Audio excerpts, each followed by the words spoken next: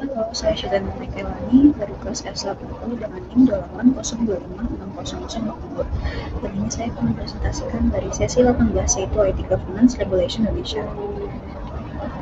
Nah, di sini ada table of contents ya, ada UU terkait IT Governance, peraturan pemerintah atau PP, peraturan menteri, Kominfo dan BUMN, lalu ada peraturan sektor keuangan, studi kasus, tantangan dan peluang, kesimpulan dan referensi.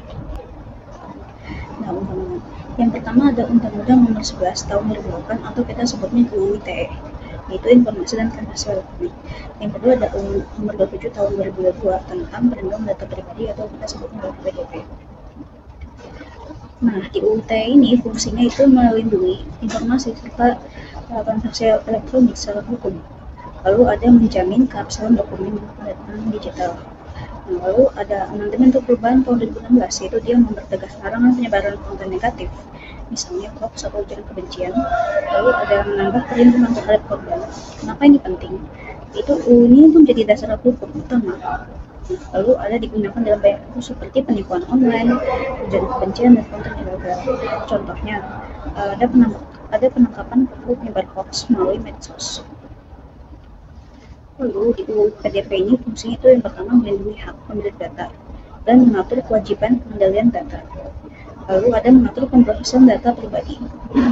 Nah, kesamaannya dengan GDPR Eropa itu ada prinsip lawful processing, transparency, dan data minimization. Lalu ada penunjukan DPO, Data Protection Officer, untuk lembaga pengendalian data. Kenapa ini penting?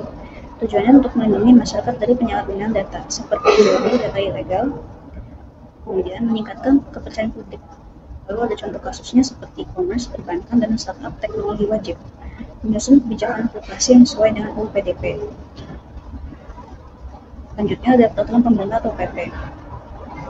Fungsinya itu mengatur penyelenggara sistem elektronik atau PSE, baik sektor publik maupun privat, menjelaskan cara keamanan, penyimpanan data, dan audit sistem elektronik. Kewajibannya yaitu melakukan pendaftaran ke Kominfo, menyimpan data di pusat data nasional.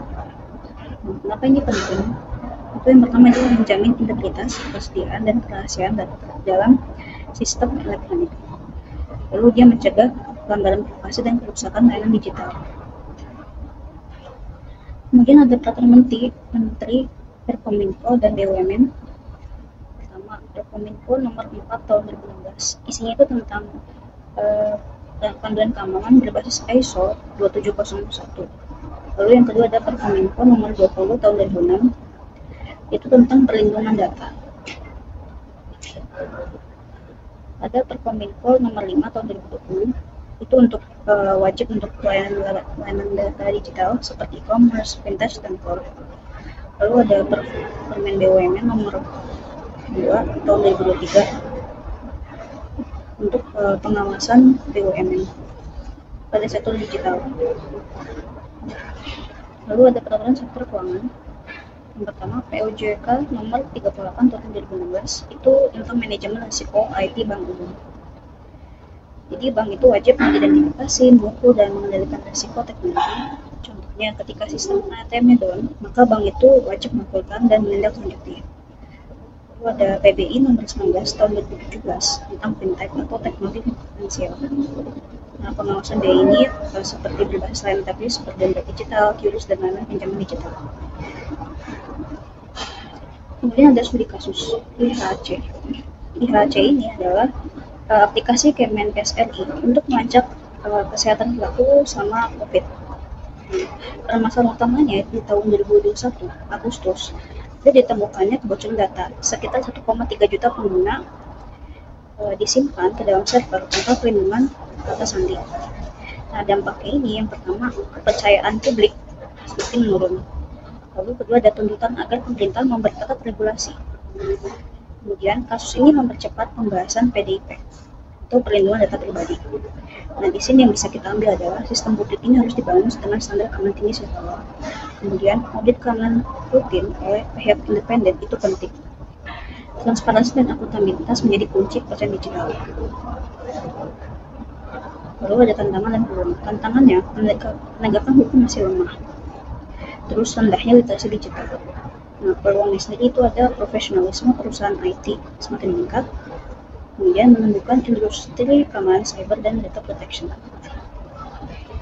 Kesimpulannya, di era digital, regulasi IT governance di Indonesia sangat penting untuk memastikan perlindungan data pribadi, keamanan sistem elektronik, dan tanggung jawab penyelenggara digital.